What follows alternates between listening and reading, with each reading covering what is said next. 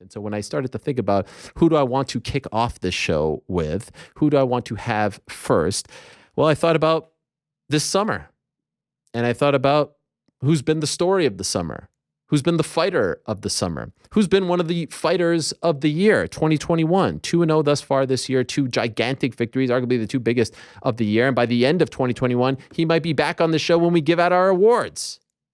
He might be the 2021 male fighter of the year by the time this entire year is done. And so he was kind enough. He's been a little bit quiet over the last month and a half or so, but very, very thankful that he has agreed to be our first guest in this here new era. And so without further ado, let us go to the Skype machine. It feels so damn good to say that and say hello to the pride of Lafayette, Louisiana. Say hello to the number 1 contender in the UFC's lightweight division. Say hello to El Diamante, Dustin Diamond Poirier. Look at that man right over there. Dustin, my man, how are you? Good, man. What's happening with you? Not Good much. to see you back on air. Yes, it is great to be back. I am so happy to be here, and I'm so happy that you're our first guest. I really, really appreciate this. You've been quiet since the Conor fight. Like you had the fight, you had the press conference, and then you just kind of went away a little bit. Why is that? Obviously after a fight like that, you're getting a bunch of interview requests, and I just kind of wanted to chill, man. I didn't want to be on my phone the whole time and setting up interviews back to back, talking about what I've been talking about for the whole year. Since the end of last year, prepping for the rematch with Conor. I just was tired of talking about it, and kind of sick of the whole MMA media thing that they do. So I just kind of really been rejecting a lot of requests. But whenever your phone rings and it's Ariel Helwani, you hit answer. Wow, that means a lot. Thank you for that. The check is in the mail. And by the way, the hot sauce, fantastic. The KO edition, I'm a weakling. I tried the KO edition this past week. Holy smokes! Like literally a drop of it, like I can't like a milli drop of it is so insane. You can eat that like smothered on your food. I wouldn't smother it, but I can definitely eat it. It's the ghost pepper, man. A lot of people were saying that it wasn't the first version. The original wasn't hot enough, and we didn't want it to be blow your doors off hot. But here you go. Well, it's blow my doors off hot. If I'm being honest. Okay, so I'm curious about. And also, I've been on vacation, Ariel. Yes. That's why I haven't been on Good. In the media. I've been on vacation for the last week, and that's way better than talking to people like myself or anyone in any kind of media. The postscript from the second fight in January, like the glow, if you will, January compared to July. What's been the difference? You beat him the first time in January in the rematch, and then you do it again. 5-6 months later? Any difference in the sort of aftermath, if you will? Yeah, I would say. Well, the rematch, obviously, I knocked him out. So you get a conclusion there's an ending to the fight. The second one, his leg breaks, so you don't get that that same feel. Like, it's a win on my record for sure, and I was winning, but the second fight I put him away. The third fight, I don't know what to say about that. So so that like that feeling, or especially with the media or fans, people say, "Oh, you didn't beat him." The second time, I got that. I beat him. So would it then be fair to say that the second time, the feeling of the victory was actually better than the third time? I mean, they're both great, but the second time was nice because I knocked his ass out. Right. Did you feel like you were en route to finishing him in the second? Like, did you feel if there were maybe 10, 15 more seconds left in that first round, leg break or not, that you were going to finish him? If it wouldn't have happened at the end of that round, it was going to happen in the second or third round. It was only going to get worse. I definitely felt in control of the fight, even on the feet. There's been some speculation as to when it happened, prior injury, all that stuff, and there's been screen grabs of it happened here. Could you feel at any point that his leg was compromised? I didn't. I had no idea. I know at the beginning of the fight, the time he kicked me and I pointed to his leg, I knew that it landed. Hundreds of thousands of kicks thrown and received throughout my career. I'm guessing hundreds of thousands. I've been kicked and kicked so many people. I know when a kick lands the wrong way and hurts your training partner or hurts your opponent. and he threw one early in the fight that I knew hurt him, and that's why I pointed to his leg. But I'm not sure. I heard someone say that there's been more video breakdown of Conor's leg break than there was of JFK assassination. So yes, the experts are still on it. They're trying to figure it out. Yes, our version of the Zapruder film. Even at the end there, when you were hitting him with the ground and pound, like could you at that point it's dangling, but it was only apparent like once the round ended. Could you tell that it was broken like that? No, in the heat of the moment, we both threw punches. We both missed, but sometimes things glance and it's, your adrenaline's pumping. You might have hit him a little bit. I don't know. I thought he might have went down from the punch, but I didn't notice until I started walking back to my corner. I kind of looked down when Herb separated us at the bell, and I saw his leg was dangling. How did you feel about the immediate aftermath in the cage? Some of the things that he said and just that whole scene there, with your wife involved and whatnot. In that moment, what do you like? Because, some might say like you could have been excused for like really blowing up, for losing your cool when it starts to get personal. How did you feel in that moment? I felt like I just won. It is what it is. What a promoter the guy is, sitting there holding a Gumby leg and setting up fights and still talking trash.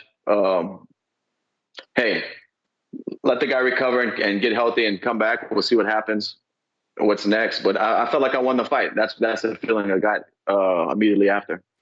So you correct me if I'm wrong. You subscribe to like all's fair and fight and love and fight promotion. Like it's okay to talk about your wife and things like that. That you don't feel like that is crossing any kind of line. For sure. I mean, for sure, some of the stuff he said is crossing the line.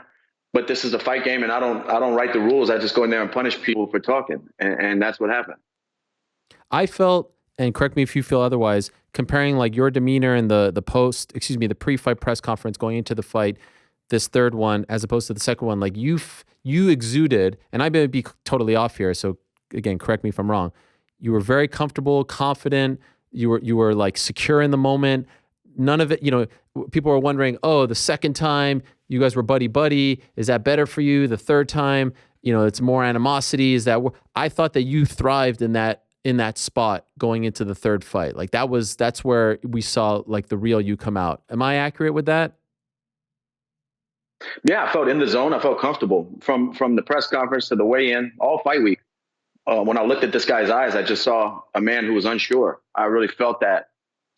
And I'm the guy who says like stare downs and that type of stuff doesn't really play a big thing into the fight. You can't really see, I've seen guys look timid at weigh-ins and be a monster the next day. And I've seen guys, jumping around, talking trash with a lot of energy at weigh-ins come out and fold. So I don't take a whole lot of that into the fight with me. But this time I really felt like I was looking at a man who was unsure. Can Conor McGregor get back to the Conor McGregor of 2016? I mean, I have no clue, Ariel. The road he's going to have to recover that leg is going to be long. But, when you're committed to things and you bust your ass, special things happen. And maybe he can. Who knows? Time will tell. I said afterwards that there is a very easy blueprint to do a fourth fight. It's rare in fighting. You don't get a lot of fourth fights. There was a famous one in boxing, Pacquiao and Marquez, but very, very rare.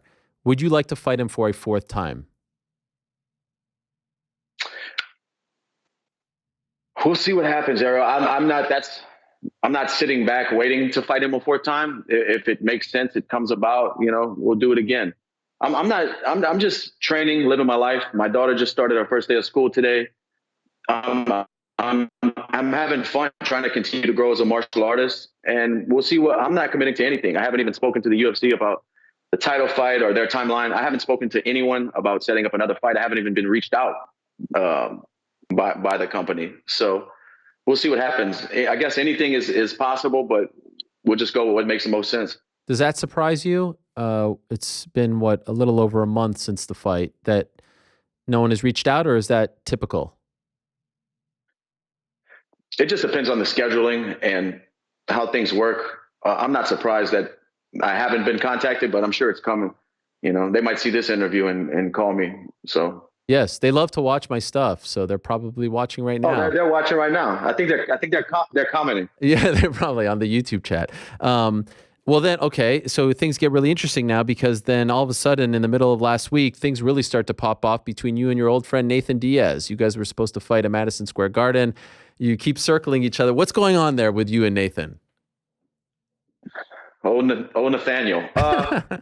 He said something fight week, right? Like when I saw a lot of people saying that I called this out. Look, we're fighters. This is what we do.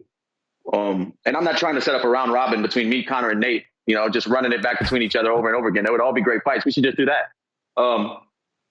But he said something like, he said something fight week or right after I beat Conor, and I replied, and then it turned into what it is now. But yeah, me and the guy were supposed to fight.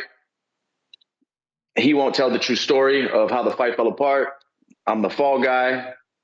I get some injections in my hip, and looks like I pulled out of the fight when the fight was already off the table at that point.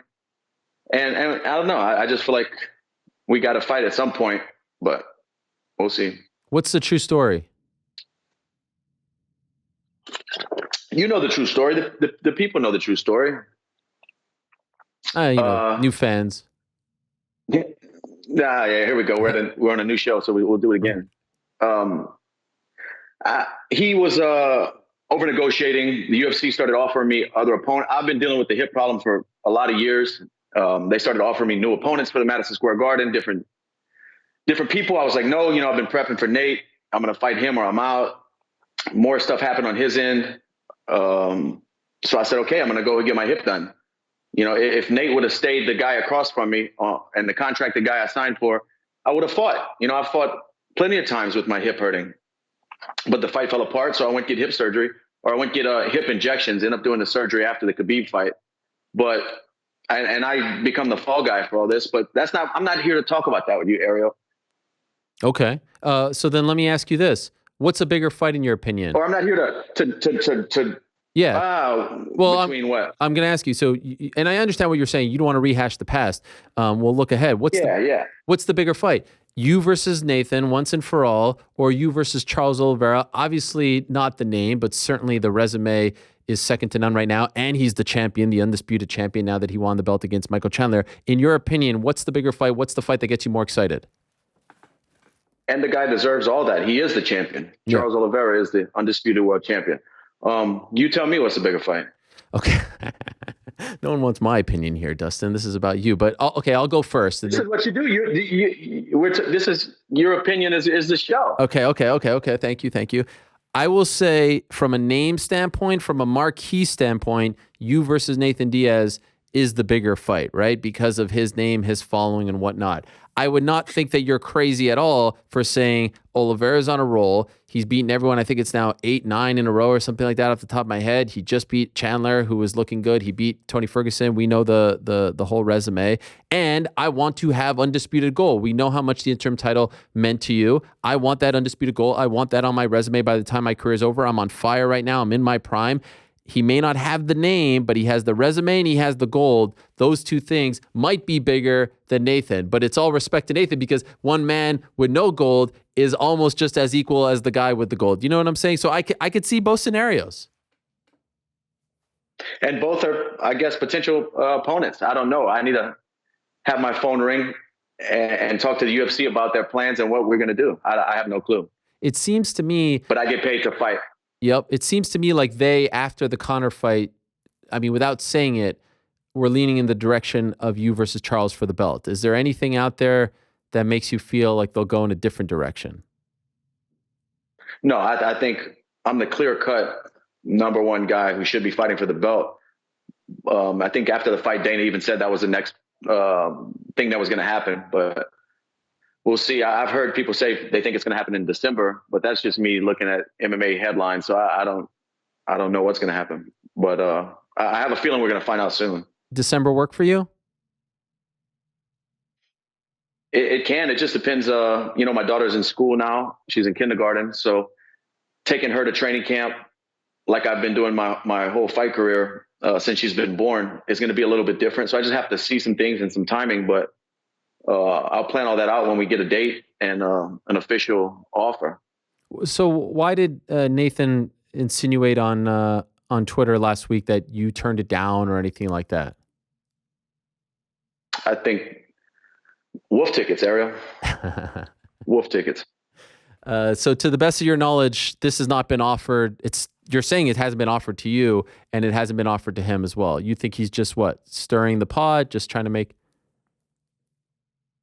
Unless you know how these negotiations go, unless they're talking to him and they said something that nothing's been offered to me at all. I haven't spoken to the UFC. I can't say the same thing for Nathaniel, but like I said, I think they will call me soon. Oh, in your opinion, like just to play devil's advocate, I can see someone watching this and saying like, wait a second, Nate just lost to Leon Edwards. Why in the world would Dustin even entertain this fight? Like, there's a guy there who's probably next for him, who's the champion, who's on a winning streak. Why even entertain this at all?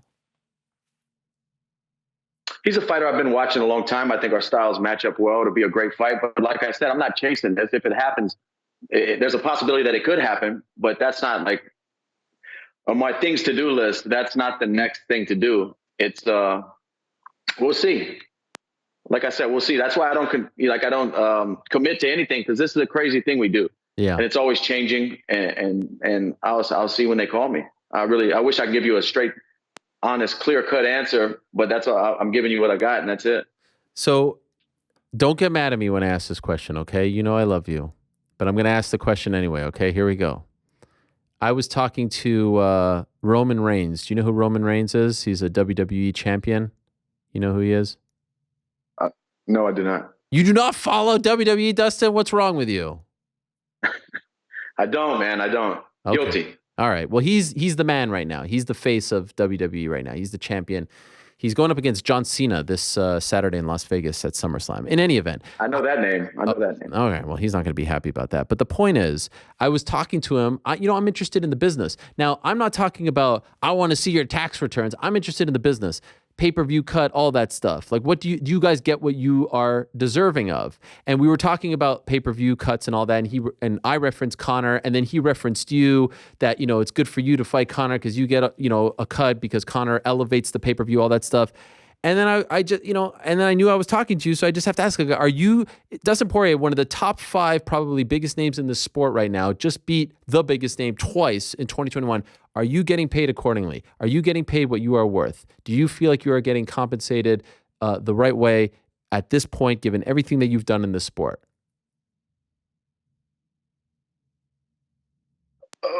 My last fight, I believe it's been the closest to proper compensation for just the years that I put in and what I've done. I'm on the right track, Ariel. Okay. Heading in the right direction. You feel good? Feel great. Okay. All right, because I worry about these things, especially for you. You've put in the time. For sure. And I feel like I've done a good job of navigating, and the people around me help manage my career and decisions we've made. I've put myself in a good spot for me and my family. And at the end of the day, I am a fighter, but I want everybody to know I'm a provider. And I have a wife and a daughter I come home to every day. And as you fight, things change in your life, priorities change. And I'm just trying to set my family up and set myself up for the best life possible through fighting and through business opportunities. And I think I'm heading in the right direction, Another thing I wanted to ask you about as we about to round third here. And again, I really appreciate the time. 170 was something that was brought up. It seems like that's something that Nathan wants, and it doesn't have to be tied to him, but just in general, like, do you think you will ever, is that a non-starter for you? Do you have any interest in fighting at 170? How do you feel about that? I think I can. I just got back from vacation, eating and relaxing for a week, and I'm like 180 pounds. Wow. So it's not, yeah. And I'm not in horrible shape. I can fight 170. It just depends on the scenario, I guess. Okay. I remember you telling me after you beat Conor in June in that second fight. I keep wanting to say the second time, but it was 1-1 and then 2-1 you. Some people dropped off cakes at your door. You had a nice little reception. What was the reception like this time for the third fight? It was bigger for this one. Really? It was bigger for this one. People were waiting at the airport for me. They had banners and flags that said "Kiss my whole asshole." It was crazy, man. It was awesome. Are you going to get that on the shirt as well? I can't. Dude, people have knocked it off and they're already selling it, so I'm not going to touch it, I guess. Oh, geez. Yeah, my yard had like these stakes in the ground that said "Congratulations." These, spelled out in these huge letters. It was awesome. I had a police escort from the airport back to my home. No way. It was crazy. Yeah, man. Is that the first time? That's the first time that big of a reception after a fight. What about just walking around now in town, grocery store, things like that? Do you feel a big difference? After the second Conor fight in Abu Dhabi, I felt a big difference then, and it's kind of never stopped since then. It's been the same. It's just been before anywhere I go in Louisiana, people know me around here, but now often through the airport, always getting stopped and stuff. So since the second fight in Abu Dhabi, it's been I've been getting recognized a lot more. Is that okay with you? I like it. I enjoy it. I'm happy for people to be happy to see me. It makes me feel good. But as long as I'm not if I'm in a rush and people want to chat, because that's my problem. I'll have to sit there and have a conversation with these guys and be late for something. But it's all good. There's a rumor, correct me if I'm wrong, that you are now approaching Daniel Cormier-like levels of fame in Lafayette, or perhaps you have surpassed him. Where do we stand? Yeah, I think I surpassed Daniel. His license, his driver's license doesn't say Louisiana on it. Mine does. Right. That's a good point. That's a good point. You always do great things for charity with your fights. What was the aftermath of this one? So we matched, for this particular fight, we matched Manny Pacquiao's donation to Justin Ren's Fight for the Forgotten of $50,000. And then in the midst of the build-up for this fight and the auction of my fight kit, we donated another $60,000 to Fight for the Forgotten and our joint effort to build housing in Uganda for the Pygmy people. Damn. So it's incredible to circle back to that, because the land was bought and the water wells were built on that same land during the Khabib fight. So it's just great to see three fighters come together and circle back and that's Justin Ren has done so much work out there in Uganda. And it's incredible to be part of. I'm very thankful. Wow, that is great. And by the way, what's Vanquish on your shirt? Vanquish is a clothing brand. Okay. Is that like a sponsor of yours, or is that just something that you like? Yeah. They've been sponsoring me for a while. I like it as well. Nice. How many more years you want to do this for, Dustin? I don't know. I feel good. I feel healthy. Like I've said before, there's a lot of tread on the tires. I just want to make the right decisions. I'm 32 years old. I've had some big fights, and I just want to keep moving in that direction. Keep training smart, competing smart, and one step at a time. I still feel good. I think I have a lot of years left. Like, are you one of those guys, would you not be surprised if you hit 40 and you're still fighting? We got to see how I feel, man. Sometimes that hip hurts. But as long as I can compete at the highest level, I think I'm going to continue to compete. There is just one thing left to do, right? It's winning that gold, I would imagine. Like, you've pretty much done it all in the sport. In your opinion, and I don't know if you've asked yourself this question, would the career feel incomplete if you don't become UFC champion at some point? That I would love to have that. That does mean a lot to me. It would be the cherry on top of this thing that I've been doing since I was a kid. But at the same time, the position I put me and my family in, the things that I've done and accomplished in fighting through my charity, I feel very happy looking back on it all. Like, just if I woke up and it ended tomorrow, I'm very happy with my career. But yeah, I would love to check that box of being the undisputed world champion. Like, if I would have told that kid, the troubled teen who we've seen in those pictures, who was a little overweight and all that stuff, that it would all end up like this, that you'd be building this dream home and that you would have everything that you have and the family that you have and the stuff that you have, stashed away, you probably don't believe me, right? Like, this has probably exceeded your wildest dreams, or maybe not. I don't really know how to put it in like it wasn't that I didn't think I could ever get to this point, but I'm just happy that the stars have aligned it in the right times and that I've put myself in position for those fights, that I've performed in the fights, and nothing's by accident, Mm. you know. And I know hard work pays off, and that's all I've been doing is just being consistent, grinding every day, trying to get better, be a martial artist, Ariel. And it's provided me with a beautiful life for me and my family. And that kid, if somebody would say, looking back on it all, the sky's the limit. I really felt that at a young age, But the first time I ever laced up a pair of gloves and threw a punch, it was with the goal of being the champion. It wasn't a goal of how many dollars I can collect per punch. It was a goal of being the best. And I still want to do that. I don't know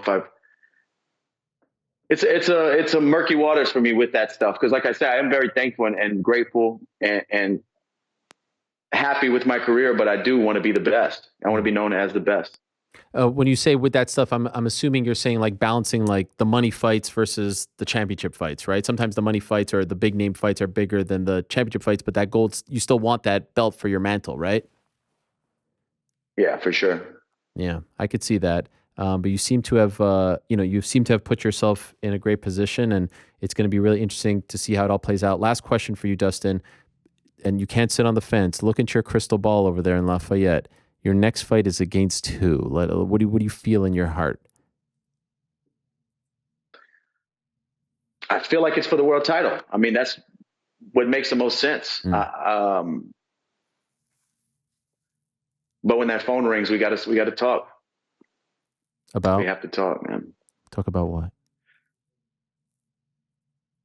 About the whole situation. About everything. Mm-hmm. Fair to say you're like that middle ground. You like that middle ground. I just plant my feet in every time you ask me a question. I don't commit to anything anymore. I love it. It's great. Why should you?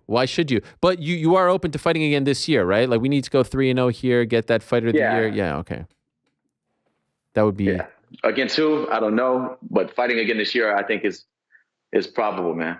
Okay. Dustin, I can't thank you enough. This has been a huge, huge honor for us. I know you haven't done a lot over the past month and change, but for you to be on first meant a lot. Congratulations on the win back in July. Congrats on everything you've done. Good luck to your daughter. I know kindergarten's a big day. My daughter starts pre-K in a couple of weeks, so good luck to her today, and we'll talk to you soon. And congrats also on the hot sauce. A lot of people hit me up, by the way, when I tweeted that. What's the website, or where can they order it? They can go to hedonist.com if you're buying it in the U.S. and anywhere outside of the USA, heartbeathotsauce.com. They have the better international shipping. And the KO edition launches this Saturday. Oh, it'll be live this Saturday, and it's spicy, man. Yeah, you got it before it hit the street. I didn't know that. Wow, I didn't realize I was that kind of an influencer. Wow, I'm even more honored now. Thank you for that. Thank you to you and the team. Okay, so good luck with that. Appreciate it again, Dustin. We'll talk to you soon. Thanks, brother. All right, there he is, the one and only Dustin Diamond Poirier.